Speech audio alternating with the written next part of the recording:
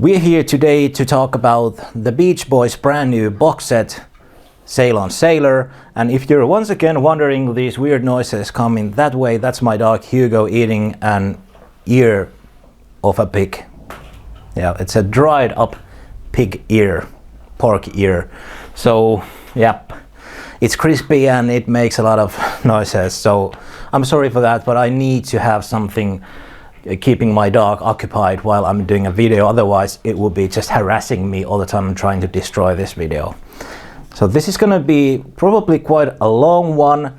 I'm just gonna try and keep this casual, not gonna edit it too much, just give my thoughts on the box set honestly. So anyway, let's go straight into it. A year ago, the Beach Boys released the Feel Flows box set, which was for a lot of people the big one, because Sunflower is, I think, for a lot of people, it's their second favorite Beach Boys album after Pet Sounds. And to be honest, the Sail on Sailor box set is for me even a bigger one. I really personally love the Blondie and Ricky era of the Beach Boys. Especially the Holland album is a favorite, dear favorite of mine. So this one was a really big one for me and is a big one. I feel that it's very important to me, and that's why I wanna try to do my best for the review as well. Like I said, I can't cheat, I have to be honest. There is also criticism that I have of this box set, but we'll go into that in the latter part of this video. First, I just want to hype it up because the first impressions, I'm very, very happy with it. I just love the cover art. Look at this. You just have to love this. It makes the Feel Flows one look like a ugly cousin. That's not really a criticism of it, because it's great as well. I love the artwork of Feel Flows as well, but the Sail on Sailor one is just so cool because I never really liked the looks that they had on the Sunflower photo shoot sessions. This weird one with these kind of movie costumes. They look just so uncool in that one, in that photo shoot. But this one is the complete opposite. I think this is the only time period in the whole group's history when all of them looked equally cool. Like, look at Mike. He's so cool with that hat and that beard, and Al there with his beanie, and Brian, Carl, Dennis with their longer hair. They just all look so great. And I just love Blondie and Ricky. They brought so much into this group. So this set includes Can't the Passions, So Tough, and the Holland album. And in this video, I'm not gonna go and dive into those studio albums in itself. I have done album reviews of both of them years ago probably, so they are not up to date. I'm right now doing a Beach Boys studio album review series. Slowly but surely I'm reviewing each studio album chronologically, and right now I think I'm somewhere like around Party. So yeah, I should be continuing that soon. But anyway, I'm gonna be doing reviews of these albums separately sometime in the near future, hopefully. So anyway, just fast reviews of them. Can't the Passions, I never liked the album cover, and I don't like the way they added a double band title for it, because I really dig the idea of having the Beach Boys out of the title and having that just read the Can't the Passions, and then the album title actually being So Tough, so Beach Boys being Can't the Passions. But the way they ended up doing it was that they had the Beach Boys written on the cover So that kind of is weird, and I never liked the car door thing with the red. It just looks like a compilation album cover, not very inspired. So I would have loved to have the group in the cover or something more just, you know, artistic, I guess. But the music itself is excellent. I always felt that Car and the Passions was a very underrated album. It's top class from start to finish. It's actually one of the longest Beach Boys albums, even though there only is 8 songs on it. But the structure of the songs and the way they were recorded and produced is very different from what the Beach Boys were used to. So the tracks are this jamming, there's longer solos, there's longer intros, outros, and the feeling of that album is more rootsy, it's more organic, more, you know, not so produced, it's more raw, and I really like that. The only track that I have a few issues with is He Came Down, which mostly it's just not my cup of tea, I guess. It's not a bad song, but some of the lyrics are kind of off-putting to me with the religious stuff and Maharishi. And then I don't have anything against gospel music, but I just don't really listen to gospel. So that is kind of a, you know, weird track with, you know, all the rest, which I feel are excellent. So yeah, that's about it about the Car and the Passions. And then Holland, which is one of my all-time favorite albums in general, not just the Beach Boys. I love that one from start to finish, and I always thought of the Mount Vernon and Fairway highly underrated EP, which I always think about as a separated thing, because it's not in the actual, you know, the record. It's an, you know, how do you say it? It's like a separate extended play, which I always thought of its own thing. And I love that one, and I love the Holland album. The whole thing is just, it's the best group effort that this band ever did, I feel. Sunflower being the second after it, probably. But Holland is, for me, the best one.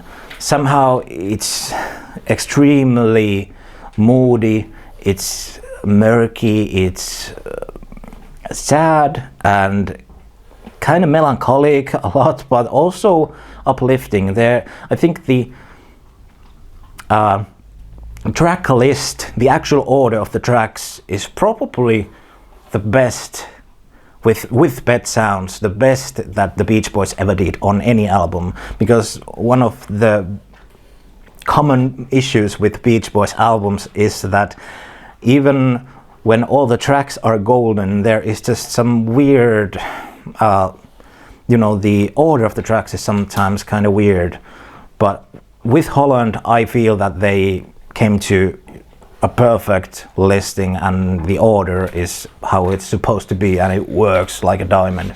So that's it. I love Holland, I love Car and the Passions, and yeah, that's where I'm coming from. This set has instrumentals and a cappellas of tracks from both albums, and what's probably the biggest surprise for me is that there isn't actually that much of outtakes from these sessions. It's very different from the Sunflower and Surf's Up period or the 15 Big Ones period, when with those periods the group recorded a lot of stuff. They really recorded dozens of tracks, and most of them were left in the vaults. But with Car and the Passions and Holland, it seems that they just, most of the stuff that they recorded and finished ended up being on the studio albums itself. And that's kind of strange, especially thinking how strong the song material actually is, the released song material. But I feel I'm getting ahead of myself. I was gonna talk more about the cover art and packaging in general. One quick notice, this is the Europe copy. made in Czech Republic, I think. And I'm not sure if I'm mistaken, but I think in USA it's glossy. Is it? I think the Feel Flows was glossy as well in the US. Is Sail on Sailor glossy as well in the US? Because this is matte, as is the Feel Flows, the Europe version. It's matte finished, which I love. I much more prefer matte. I think it's just kind of classic and feels already vintage, which I love. But I'm not sure. Is it glossy or matte in US as well? I think it's glossy, but I'm not really sure. But correct me if I'm mistaken. You have probably seen all the unboxings. If you have this set, you know all the pictures and stuff that it includes. But I'm still gonna, give a few words on it, my opinions. This barn where the Holland album was recorded in Holland. Actually, this piece of wood is part of that wall. Of one of the walls of that exact barn in Holland. No, it's not. It's not. Sorry, that was just that was a joke. So anyway, here is a little essay written by Howie Edelson, I think. I haven't read it yet completely, but what I've been reading looks great, and there's a little note over here by Al from this year about the California Saga trilogy, the new edit of it, which apparently Al did. He cut out some stuff, I believe, from the poem, which I'm not a big fan of, to go and mess around with that like that. So I much prefer the original one. I don't know why go there and mess around with it, because it's perfect. It's perfect as it is. But yeah, the quality of the images is great. There's no pixelation. There's cool photos of the Carnegie Hall. Before the concert, you can see the Beach Boys poster there displaying, and here's actually the cover art of So Tough, as I mentioned just previously. It's just not, my cup of tea, I guess. The pictures are great. I just love this period. They look so cool. Look at that. They all look so cool. And then you have these separate pictures of each member. This is kind of strange. Why did they choose a photo of Blondie's head from the back? I just don't get it. That's kind of stupid. And you saw it. There's a drawing by Brian of a cabin in the fairy tale tape box. But there's like these kind of interesting little scribbles and all these things, these tape boxes and all these. I would like if there was like liner notes, little notes describing what is in the actual image, because it's kind of like here we have a cool photo of there's Mike, Al, Haw, and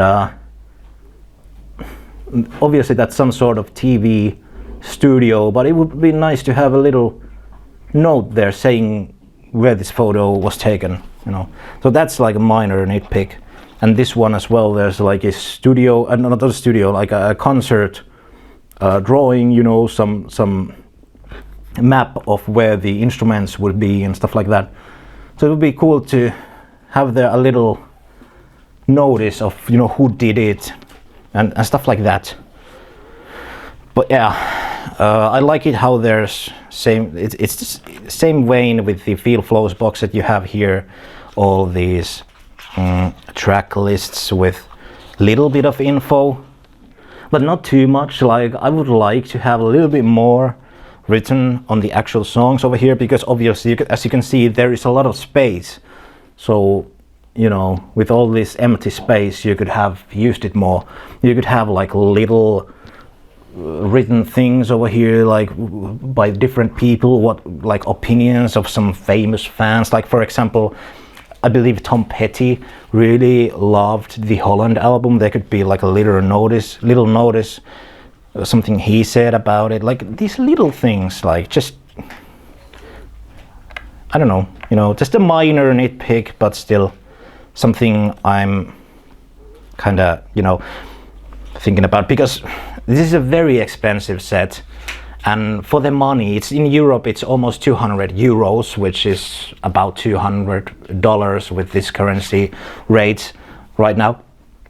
It's very expensive, and for that money, you know, a fan and a record collector wants you know, stuff. So yep. Anyway, let's move forward. So CD1, Car and the Passions stuff, and CD2 is Holland and the Mount Vernon and Fairway. CD3 and CD4 are live concert part 1 and part 2 from Carnegie Hall, recorded in November 23rd, 72. And the Carnegie Hall live concert is the centerpiece, not just because it's in the center, but it is the centerpiece of this box set. So basically, at least for me, that's the main thing that I'm paying for outside of this actual physical copy. Well, you know, like that material is the main thing that I was looking forward to, and it hasn't disappointed me. That concert is so excellent. I love it how they included all those Jack Riley intros. Jack Riley's voice was so great. It's somehow very comforting, and it's deep and soulful. I really wish he would have sang more on the Beach Boys releases, actually. Like, I love his voice on the Fairy Tale, and hearing him introducing the group is so cool. It kind of reminds me of Jeff Foskett doing the similar thing with the 50th anniversary concert tour, you know, saying each member's names and all that. And it's interesting to hear on the second part of the concert, Mike getting a bit not nervous, but kind of angry almost, to some fans shouting on top of his introductions to songs. And I love it how they included those there, because it's so, they give you, those little things give you an image of a band who are really putting themselves into the music. They really care about this new stuff. Like even Mike, he's really into it. He's serious. They are really trying to do their best to give the best possible performance, and also thinking about the recording of this material. They are multiple times saying that they are recording, and they wish that, you know, people would be silent when the song starts, so that it sounds nice in the recording and stuff like that. So it's just I think it's just so great to hear that they actually cared so much. They really cared how they sounded like. The music was everything to them, and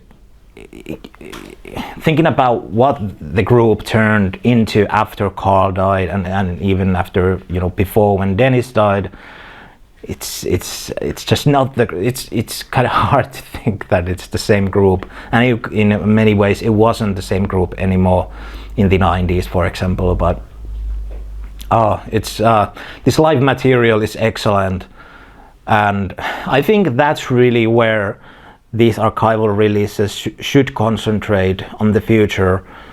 There must be so many concert recordings from this period, but other periods as well, which I know for sure that fans like me would love to buy in physical formats. And I would love to have these, like I would love to get the Carnegie Hall show in a separate vinyl release as well. I was so kind of disappointed that you know, the vinyl set didn't include all the other stuff as well, so I didn't get that. I only got the CD box set.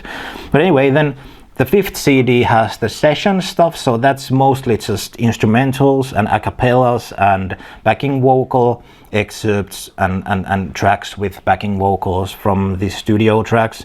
And then at the end of it, there is a bunch of previously unreleased outtakes, which I'm gonna head into next.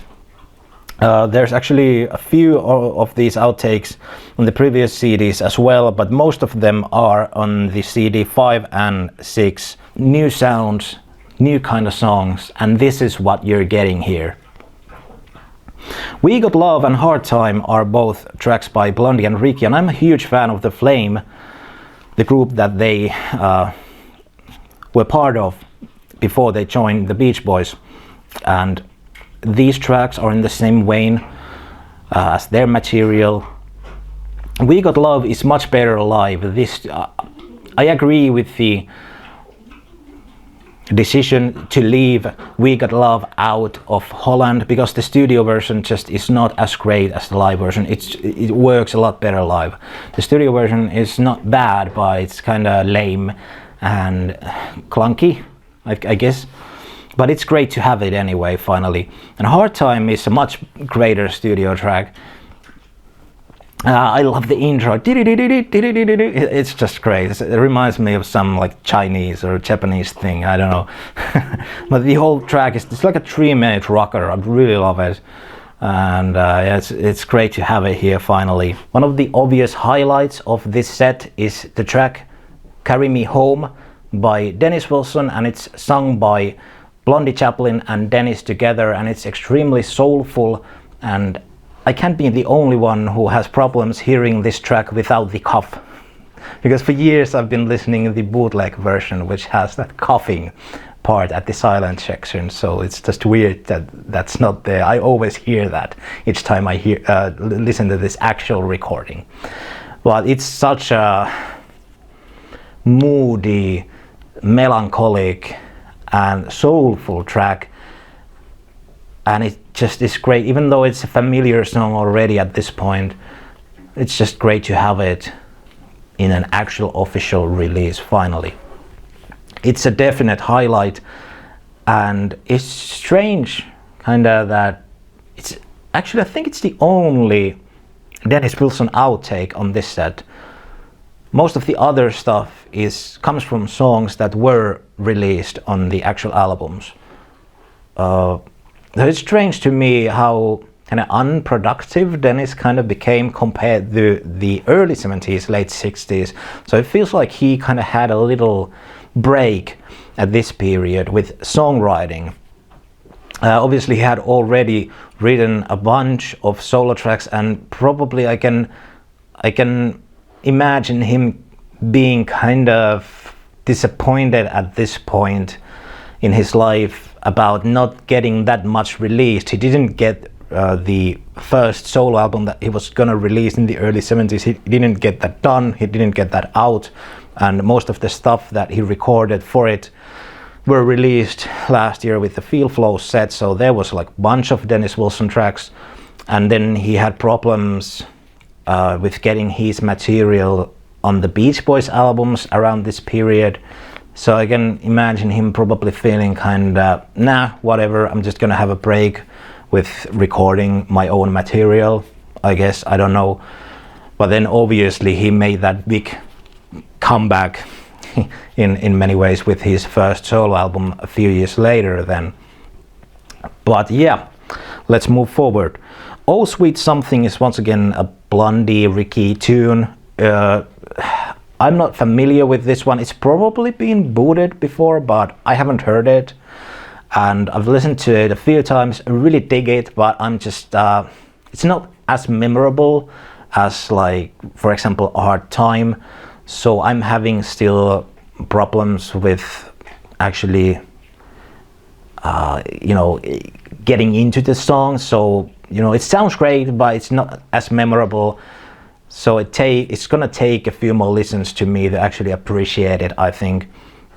Spark in the Dark and Give Me Some Lovin' medley with, I think it's like Need Your Love or something like that.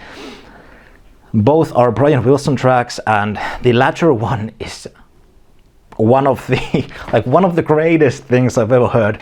It's basically like half a cover and half an early version of Walking the Line from Brian's first studio album from 1988, which just is kind of mind-blowing how early some of these riffs and bass lines and little hooks were actually developed, like over 15 years earlier than when they were released. I never knew that. I just never imagined that a lot of the little melodies and hooks from the 88 Brian Wilson album actually come from this period. It's just kind of weird. And it's not like Spark in the Dark, which is actually an early version of the Chain Reaction of Love track from the unreleased Sweet Insanity album from early 90s. The follow-up album, you know, for his first solo album. It's not like I'm gonna listen to Spark in the Dark. It has nothing to do with Funky Pretty, which is weird that he used the same, you know, part, that same title or that, you know, part in the lyric. But, you know, because it's so unfinished, it's basically just a riff.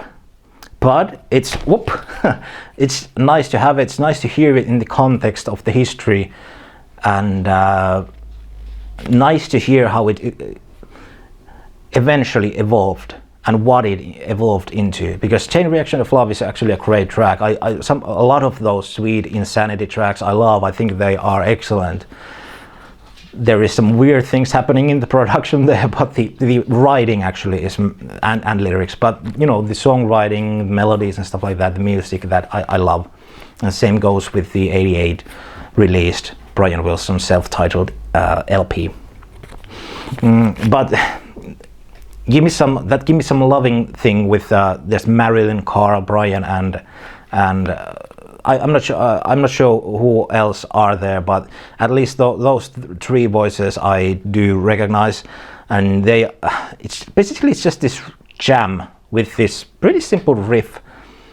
I would go out and call it an original tune, like, even though there is some parts, you know, taken from other song, but anyway, it just sounds, it's its own thing really, and I love that intro part, or that main riff kind of that goes on, the bass and the claps, and it's so catchy. And it's very quirky, kind of nerdy.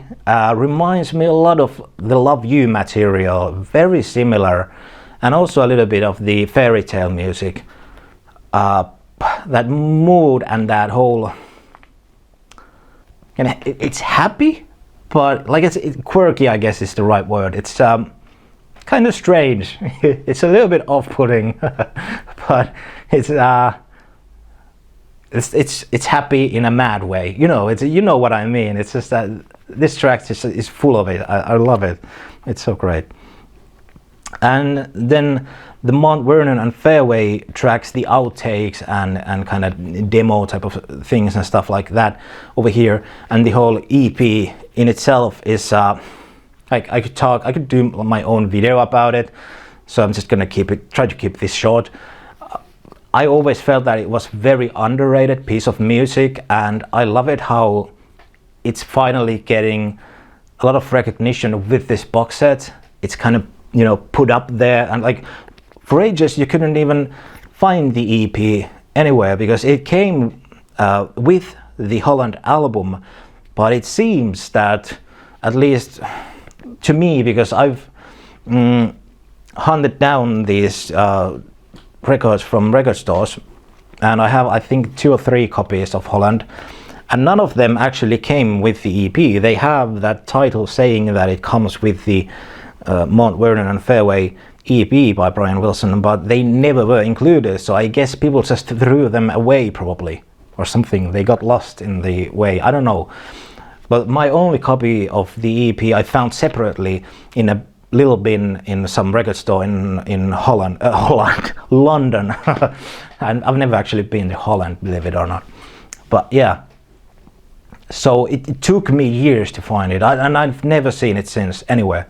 So it's just great to have it here displayed, and with pride, and with the little title, "Please Listen in the Dark," and all that. Like main theme that Brian also covered in his piano album last year is one of the greatest melodies and mood pieces that Brian ever wrote and recorded. I just wish it lasted like 20 minutes.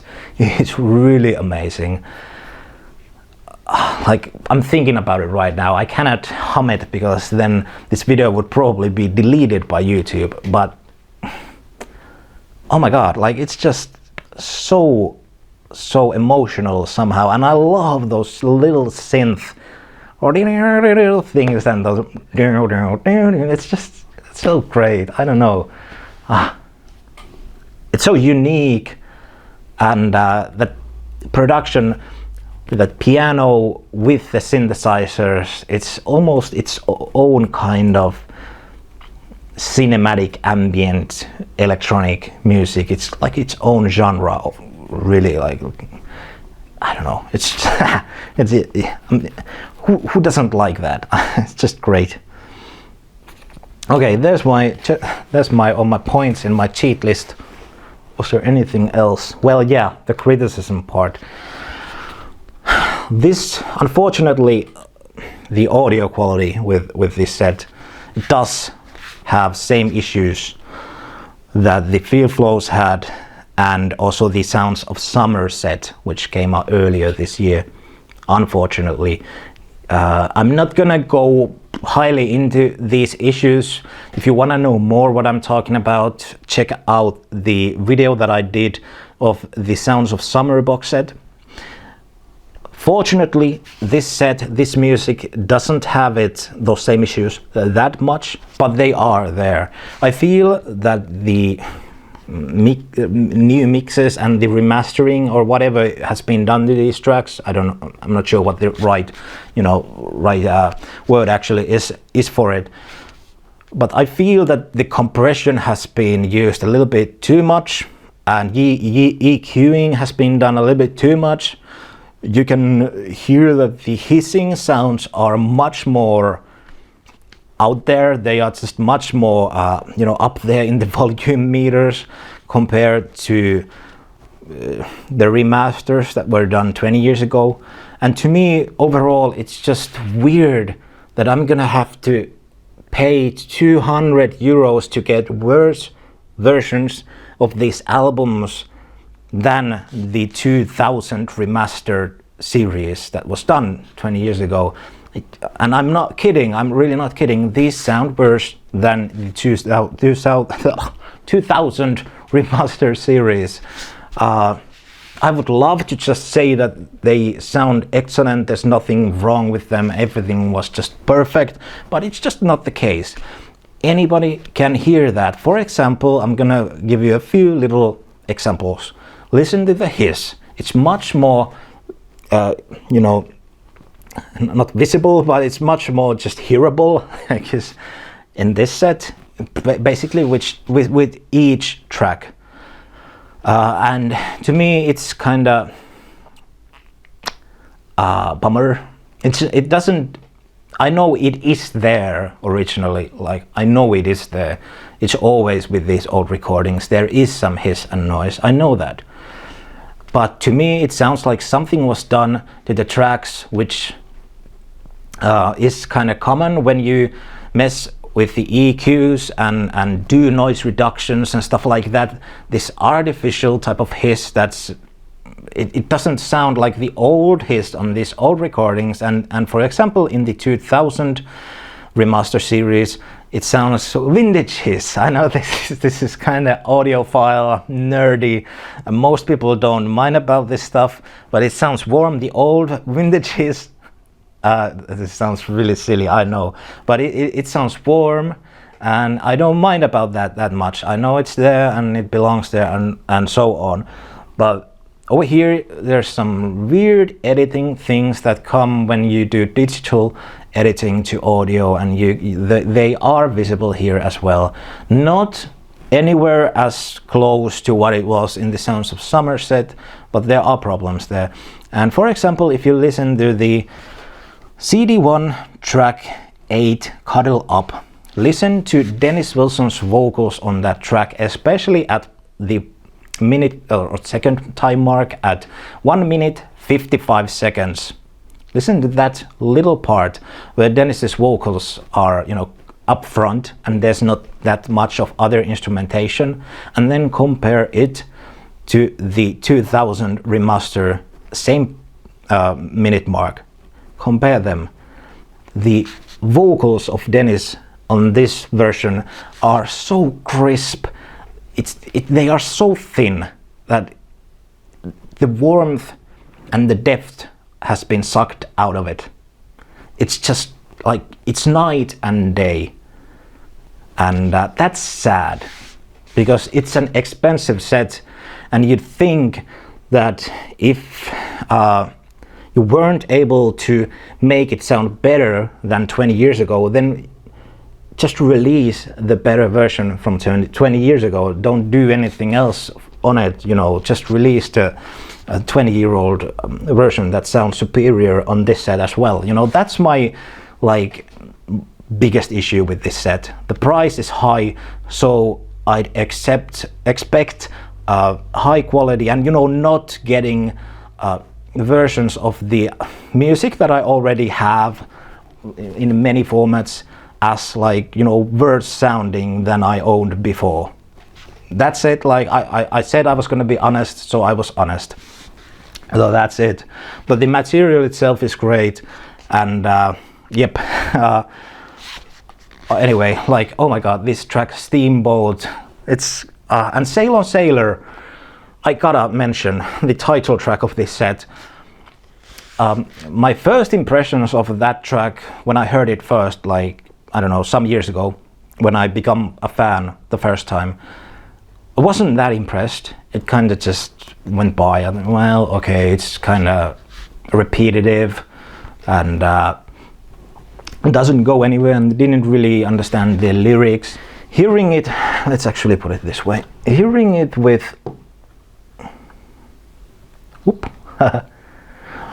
with just the instrumental version and hearing Brian working on the track gives me so much more appreciation for it. And you know, I've loved it for years already, and I didn't dislike it the first time I heard it.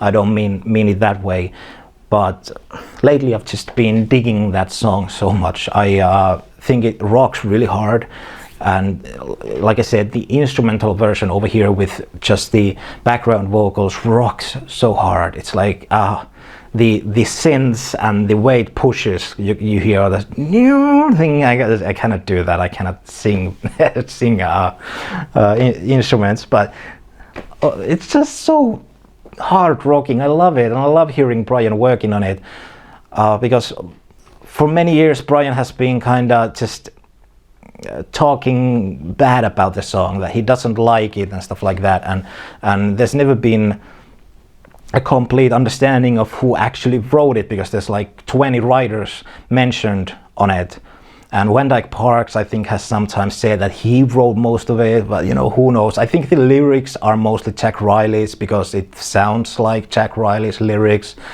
and as you can hear Brian working on the song, you can recognize the song, but it's not nowhere even near what it actually became on the actual released record. So I think Brian must have had a big hand in writing the music as well. So anyway, like I said, I just appreciate that track a lot more. But overall, I'm very overwhelmed of this set. I really love it. Highly recommend it to anybody who's a fan of the Beach Boys.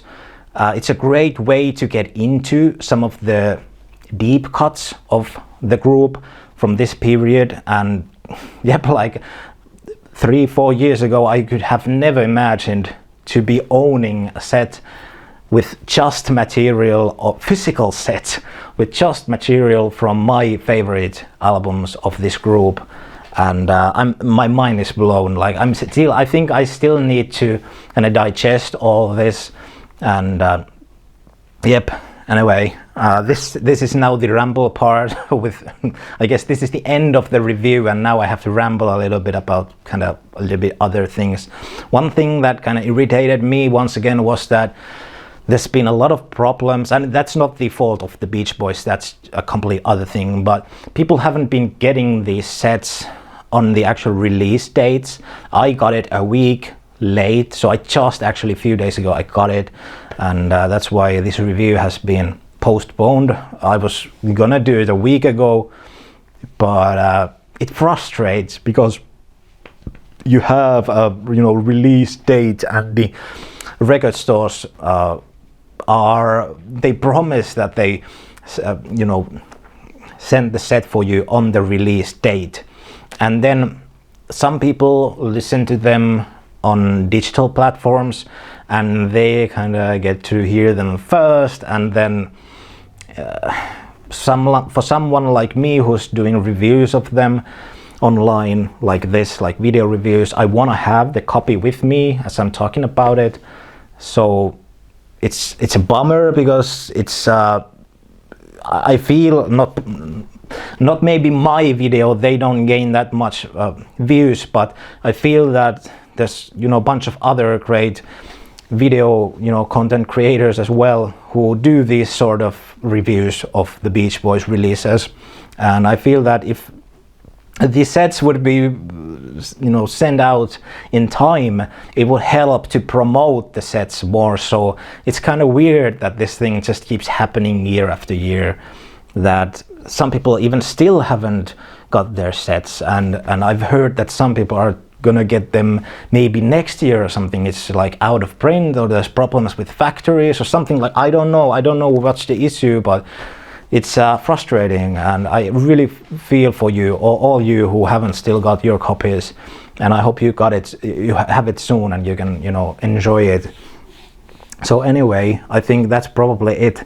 Thanks for listening and watching if you watched it all the way here, and I would love to hear about your thoughts on this set and the albums itself. What do you think about this era of the Beach Boys, and what do you think about these outtakes? What are your highlights, and what is something that you were disappointed of, maybe anything?